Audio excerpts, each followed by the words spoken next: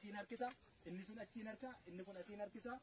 Jechi xiqqoon tokko otuma bal'attu addunyaa kana guutti ta'uu qabaa silaa kun. Ta'uu mallee nuti asitti argamuuyyuu mallee silaa. Hojii keenya beektu, isinis immoo hojii keessan beektu, ha barbaadaa jirru waliin beekna. Sanaaf immoo dirqama qabna. Namummoo hanga qeenca quriyyuu haa taatu dirqama sanatti waa gumaachuutti jira.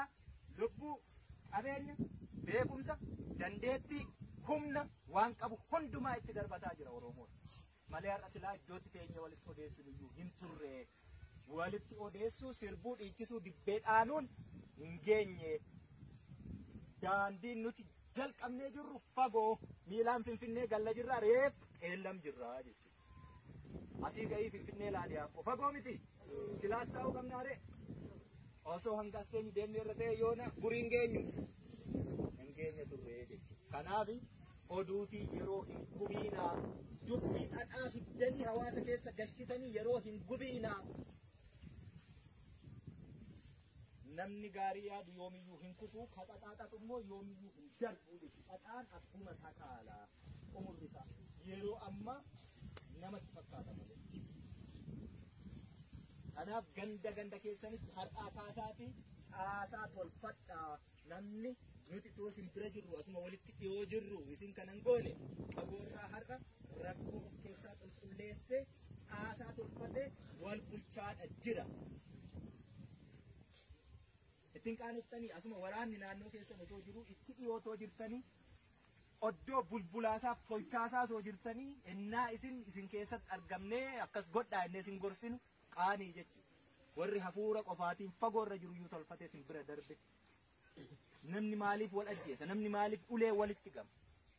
Maaliif dhiiga wal dhangalaasa obbolaan? Inni diina dhiiga ilmaan keenyaa dhangalaasa hin ga'u. Boolli dhiigaa sun yoom guutee qadaadama abboom? Qadaadamuu hin qabu. Qabaa jechuudha. Dhaabbachuu qaba.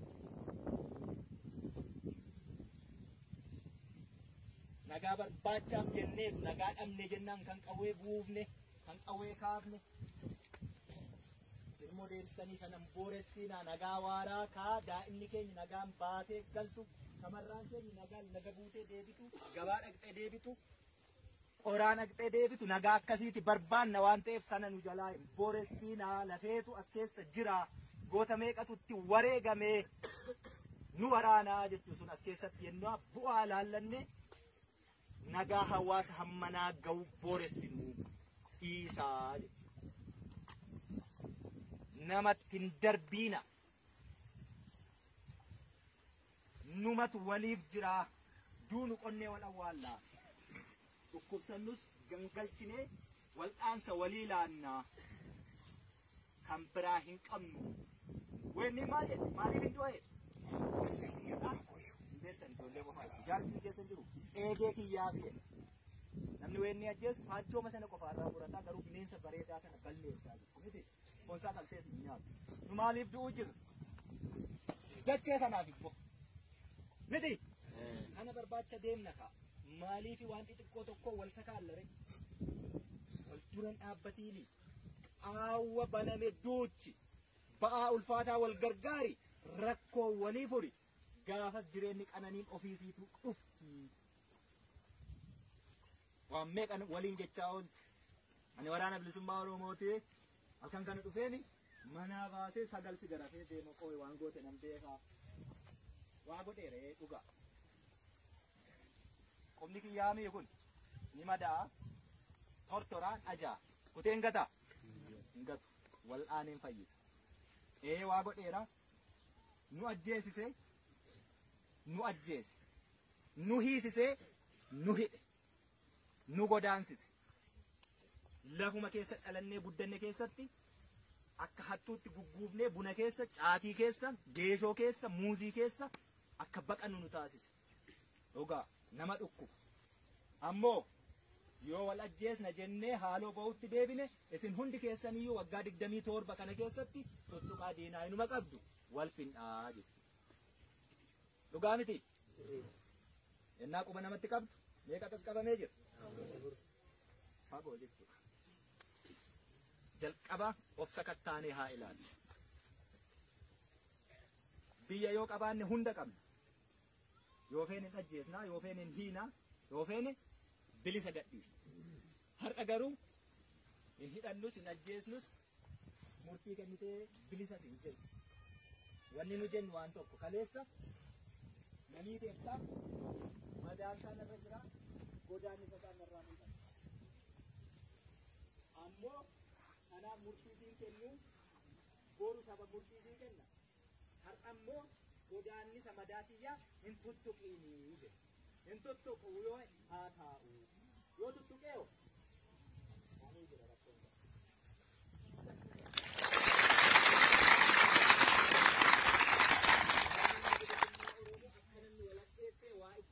Yoo tarkaanfii fudhata ta'e namni gara dhihaa jiru kun tokko iyyuu nu nama ajjeesuuf suutiin qabnu keessumaa Oromoon cabsu jedhanii anaaf diina taanee walitti dhukaasne diinni hin jiru. Si keessaas yoo du'e Oromoo, ana keessaas yoo du'e Oromoo. Lakkoofsa eenyutti irratti Oromootti irratti haa taa'u.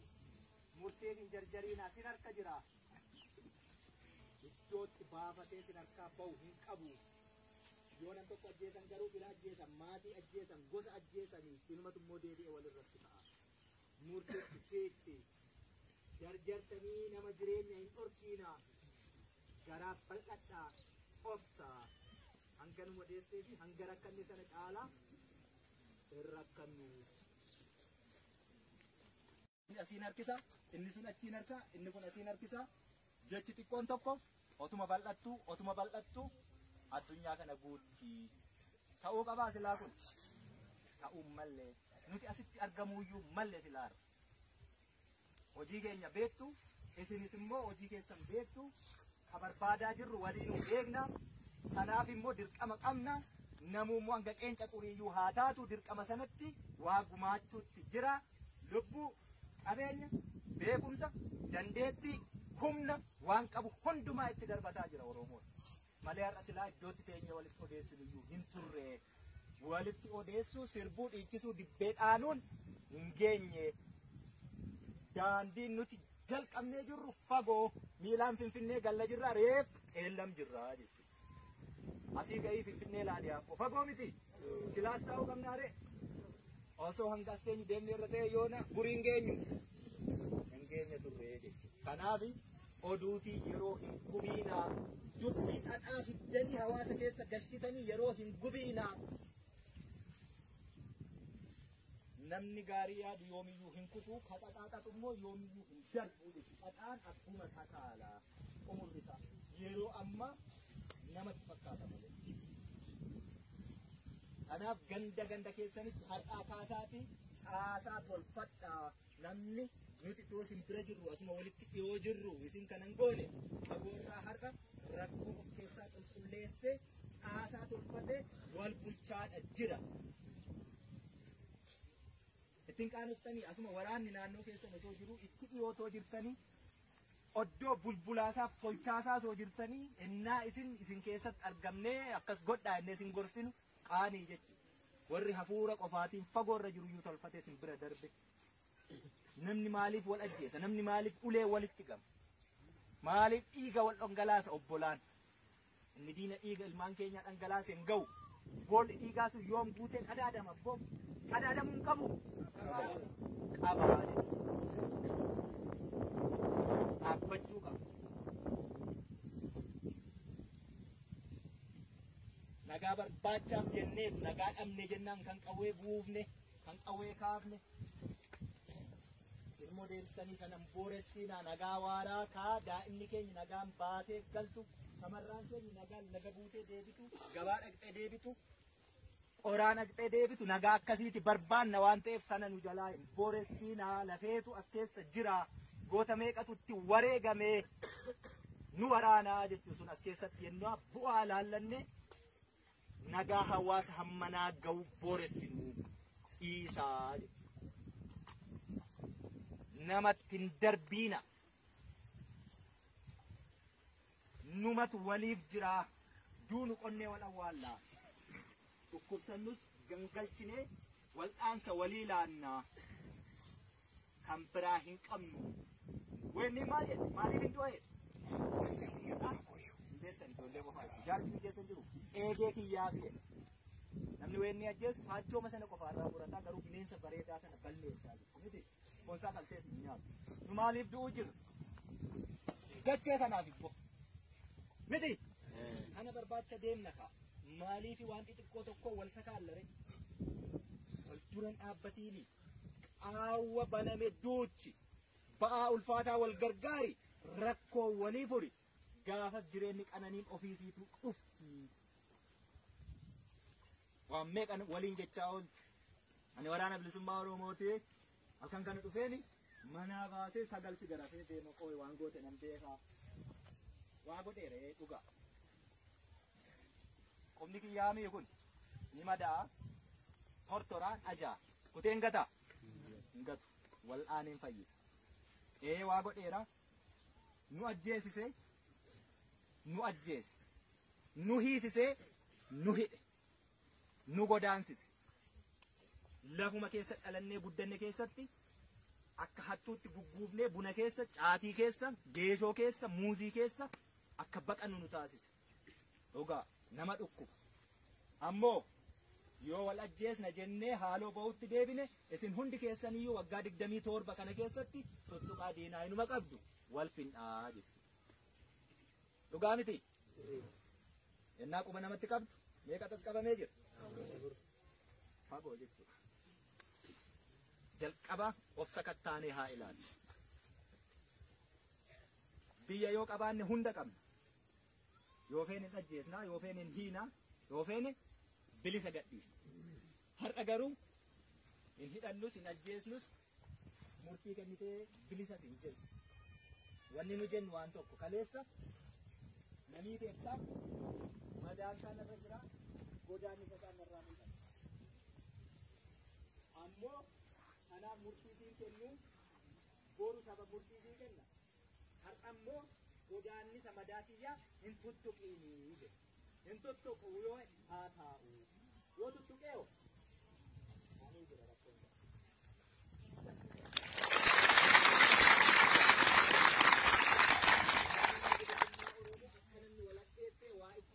Yoo tarkaanfii fudhata ta'e namni gara dhihaa jiru kun tokko iyyuu nu nama ajjeesuuf suutiin qabdu keessumaa Oromoon cabsu jedhaniitu anaaf diina taanee walitti dhukaasne diinni hin jiru. Si keessaas yoo du'e Oromoo, ana keessaas yoo du'e Oromoo, lakkoofsa eenyutti irratti Oromootti irratti haa taa'u. Murteen hin jarjariinaa sin harka jira. Iddootti baafatee sin harkaa bahu hin qabu. Yoo nam tokko ajjeesan garuu fila ajjeesan maatii ajjeesan gosa ajjeesanii ilmatu immoo deebi'ee walirratti ta'a. Murteetti seetti jarjartanii nama jireenya hin dhorkiina garaa bal'adhaa obsaa hanga nu wadeessee fi hanga rakkanne sana caalaa hin rakkannu.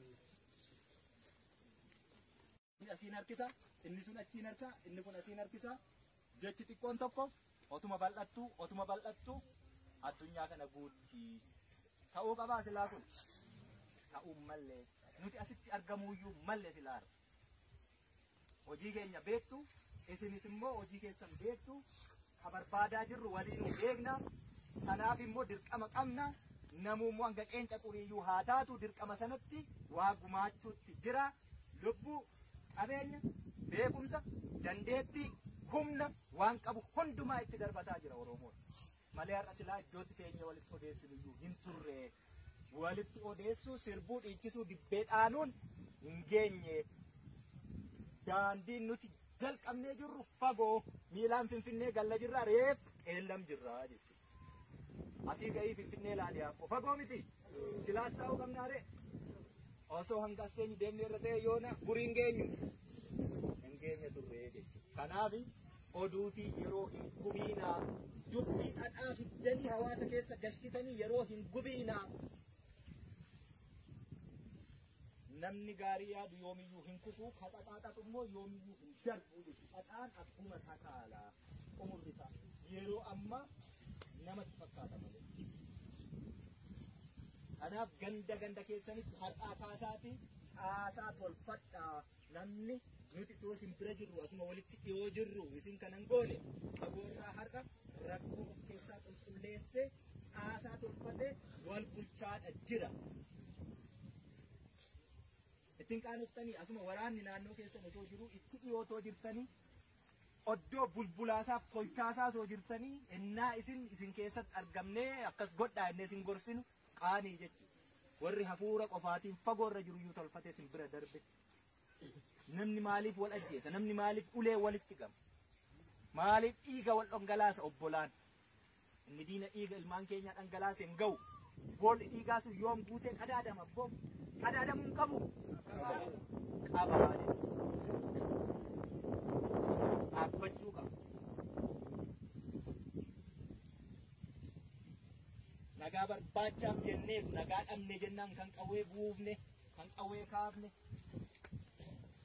immoo deebistanii sanan booressinaa nagaa waaraa kaa daa'imni keenya nagaan baatee galtu shamarraan keenya nagaan laga buutee deebitu gabaa dhaqxee deebitu qoraan dhaqxee deebitu nagaa akkasiiti barbaanna waan ta'eef sana nu jalaa hin booressinaa lafeetu as keessa jira goota meeqatutti wareegamee nu waraanaa jechuun sun as keessatti yennaa bu'aa laallanne nagaa hawaasa hammanaa ga'u booressinu dhiisaa jechuudha. Namatti hin darbiina. Numatu waliif jira. Duunu qonnee wal awwaallaa. Dhukkubsannus gangalchinee wal'aansa walii laannaa. Kan biraa hin qabnu. Weenni maal jedhe? Maaliif hin du'e? Jaarsi keessa jiru eegee kiyyaaf jedha. Namni weenni ajjeesu faachooma sana qofaarraa fudhataa garuu bineensa bareedaa sana balleessaa jiru. Miti konsaa qaltees hin nyaatu. Nu maaliif du'uu jirra? Dachee kanaaf immoo. Miti kana barbaacha deemna kaa. Maaliif waan xixiqqoo tokko wal sakaallare?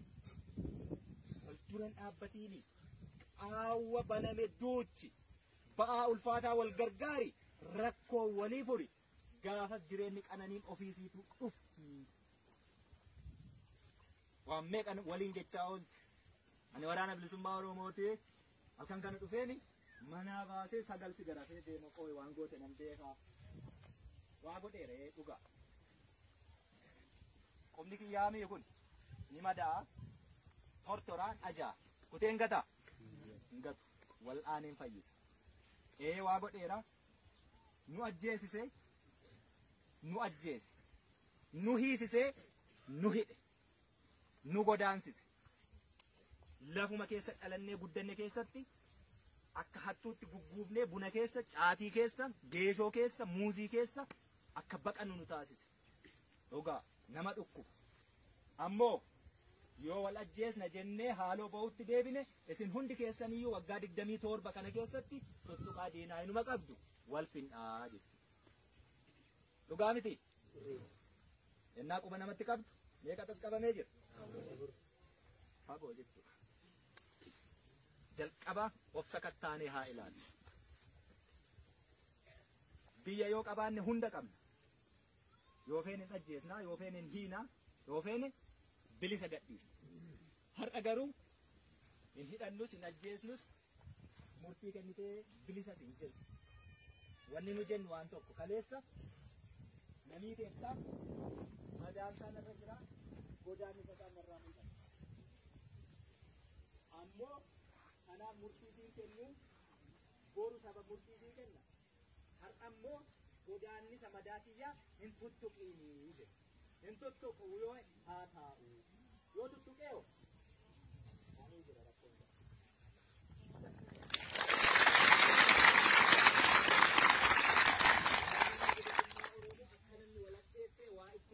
Yoo tarkaanfii fudhata ta'e namni gara dhihaa jiru kun tokko iyyuu nu nama ajjeesuuf suutii qabna jechuudha Oromoon cabsu jedhanii anaafin diina taanee walitti dhukaasne diinni hin jiru si keessaas yoo du'e Oromoo ana keessaas yoo du'e Oromoo lakkoofsa eenyutti irratti Oromootti irratti haa taa'u murteen hin jarjariinaa sin harka jira iddootti baafatee sin harkaa bahu hin qabu.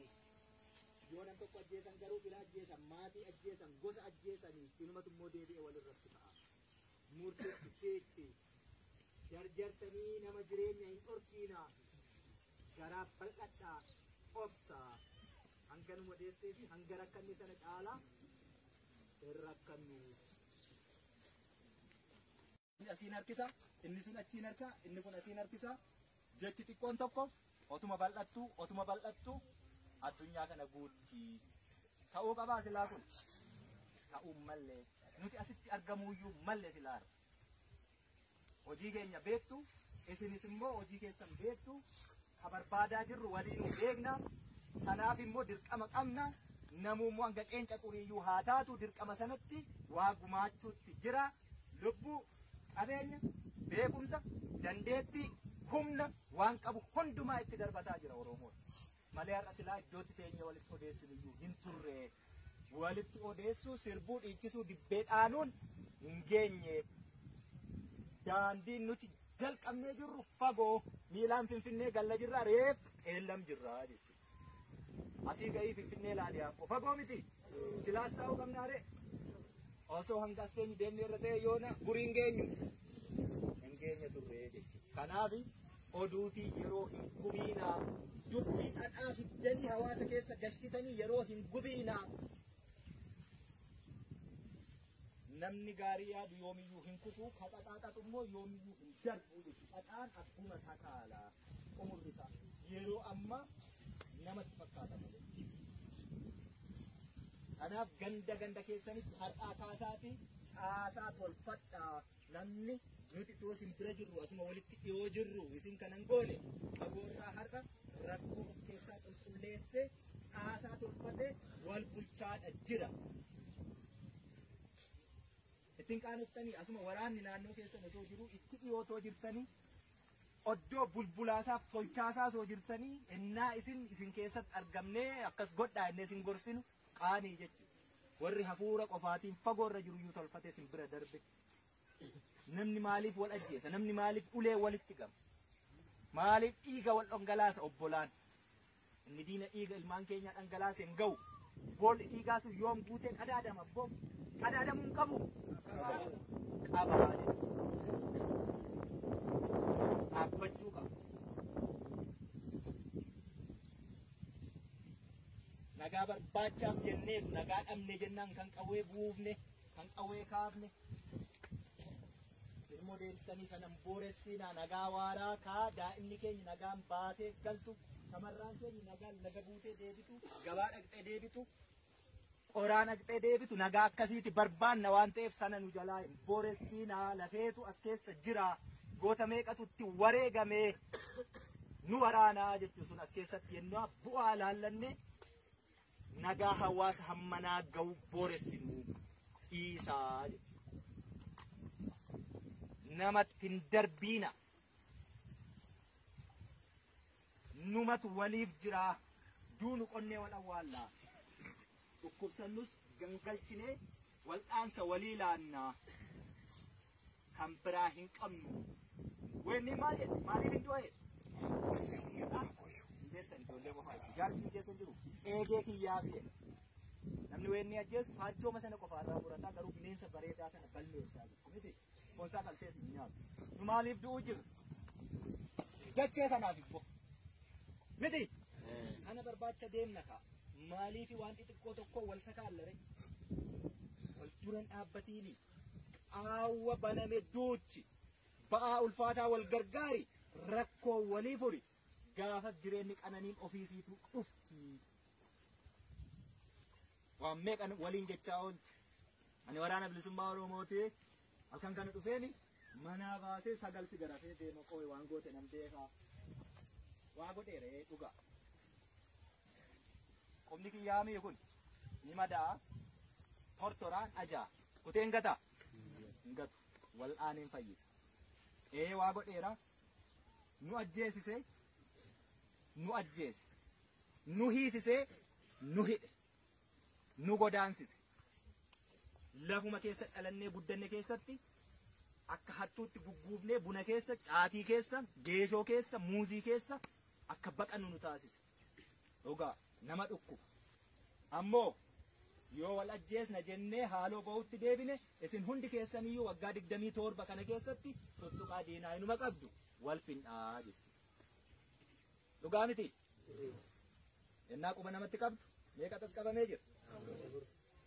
Fagoo jechuudha. Jalqaba of sakattaanee haa ilaallu. Biyya yoo qabaanne hunda qabna. Yoo feene hin ajjeesnaa, yoo feene hin hiinaa, yoo feene bilisa gadhiisna. Har'a garuu hin hidhannus hin ajjeesnus murtii kennitee bilisas hin jennu. Wanni nu jennu waan tokko kaleessa namii teettaa madaan isaa narra jira, godaan isaa narraa mul'ata. Ammoo kanaaf murtii sii kennu boru saba murtii sii kenna. Har'a ammoo godaanni isa madaa kiyyaa hin tuttuqiinii jedhe. Hin tuttuqu yoo haa taa'u. Yoo tuttuqee'o ani jira rakkoon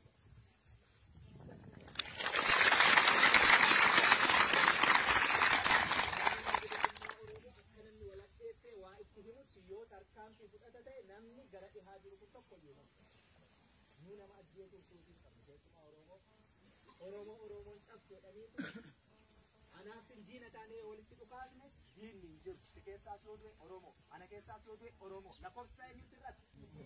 Oromootti irratti. Haa taa'u. Murteen hin jarjariinaa sin harka jira. Iddootti baafatee sin harkaa bahu hin qabu. Yoo nam tokko ajjeesan garuu fira ajjeesan, maatii ajjeesan, gosa ajjeesanii sinumatu immoo deebi'ee walirratti ta'a. Murteetti seechi. Jarjartanii nama jireenya hin dhorkiinaa. Garaa bal'adhaa obsaa hanga nu modheessee fi hanga rakkanne sana caalaa hin rakkannu. Inni asiin harkisa, inni sun achiin harkisa, inni kun asiin harkisa. Jechi xiqqoon tokko otuma bal'attu addunyaa kana guutti ta'uu qabaa silaa kun ta'uu mallee nuti asitti argamuuyyuu mallee silaa har'a. Hojii keenya beektu isinis immoo hojii keessan beektu. Barbaadaa jirru waliin beekna. Sanaaf immoo dirqama qabna. Namummoo hanga qeenca quriyyuu haa taatu dirqama sanatti waa gumaachuutti jira. Lubbuu, qabeenya, beekumsa, dandeettii, humna waan qabu hundumaa itti darbataa jira Oromoon. Malee har'a silaa iddootti teenya walitti odeessinuyyuu hin turre. Walitti odeessuu, sirbuu, dhiichisuu, dibbee dhaanuun hin geenye. Daandiin nuti jalqabnee jirru fagoo miilaan Finfinnee galla jirra reef qeellam jirra jechuudha. Asii gahii Finfinnee laaliyaa fagoo miti. Silaas taa'uu qabnaare. Osoo hanga as keenyu deemnee irra ta'e yoona guriin geenyu hin geenye turre jechuudha. Kanaaf oduutii yeroo hin gubiinaa dubbii xaxaa fiddanii hawaasa keessa gashitanii yeroo hin gubiinaa. Namni gaarii yaadu yoomiyyuu hin kutu, kaxaxaaxatu immoo yoomiyyuu hin darbu jechuudha. Xaxaan akkuma sakaalaa umurri isaa yeroo amma namatti fakkaata malee. Kanaaf ganda keessanitti har'aa kaasaati caasaa tolfadhaa. Namni nuti too isin bira jirru asuma walitti dhiyoo jirru isin kanan goone fagoorraa har'a rakkoo of keessaa qulqulleessee caasaa tolfatee wal bulchaadha jira.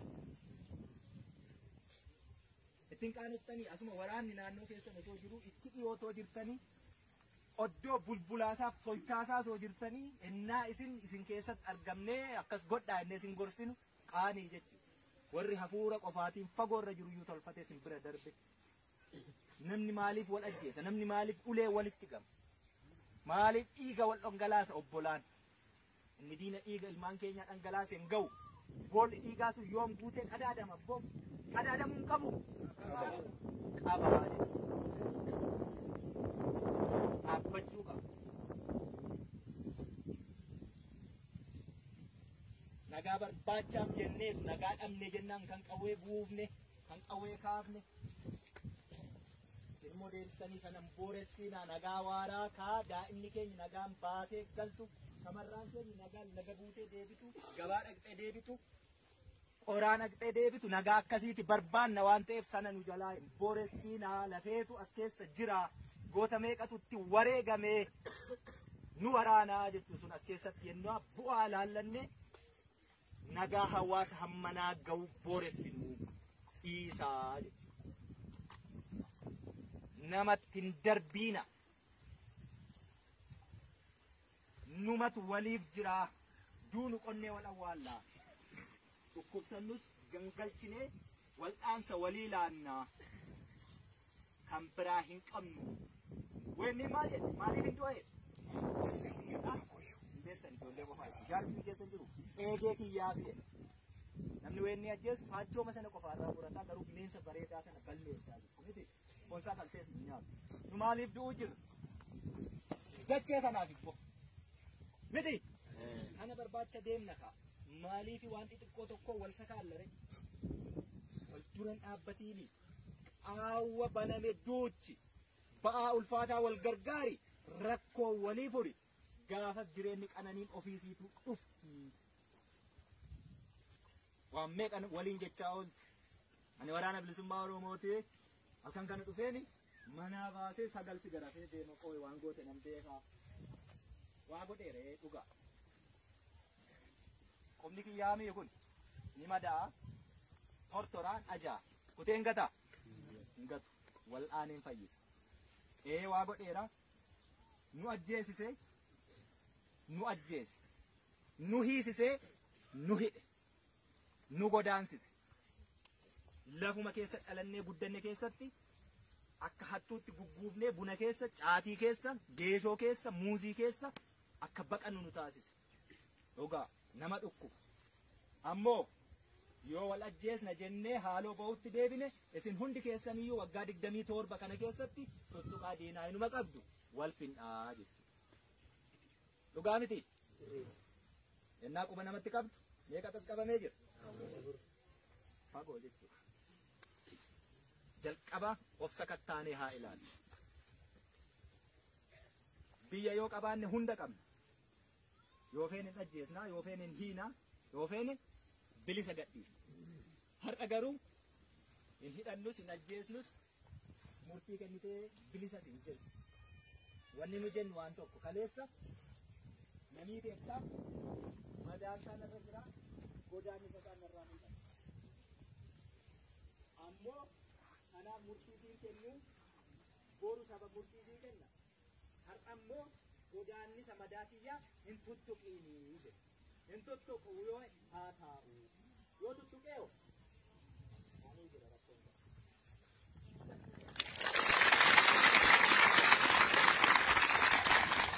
akkananni walaqxeessee waa itti himutti yoo tarkaanfii fudhata ta'e namni gara dhihaa jiru kun tokko iyyuu nama. Nu nama ajjeetuuf suutiin qabnu jechuudha Oromoon cabsu jedhanii anaaf diina taanee walitti dhukaasne diinni hin jiru. Si keessaas yoo du'e Oromoo, ana keessaas yoo du'e Oromoo. Lakkoofsa eenyutti irratti? Oromootti irratti. Haa taa'u. Murteen hin jarjariinaa sin harka jira. Iddootti baafatee sin harkaa bahu hin qabu. Yoo nam tokko ajjeesan garuu fira ajjeesan, maatii ajjeesan, gosa ajjeesanii sinumatu immoo deebi'ee walirratti ta'a. Murteetti seechi. Jarjartanii nama jireenya hin dhorkiinaa. Garaa bal'adhaa obsaa hanga nu modeessee fi hanga rakkanne sana caalaa hin rakkannu. Inni asiin harkisa, inni sun achiin harka, inni kun asiin harkisa. Jechi xiqqoon tokko otuma bal'attu addunyaa kana guutti ta'uu qabaa silaa kun ta'uu mallee nuti asitti argamuuyyuu mallee silaa.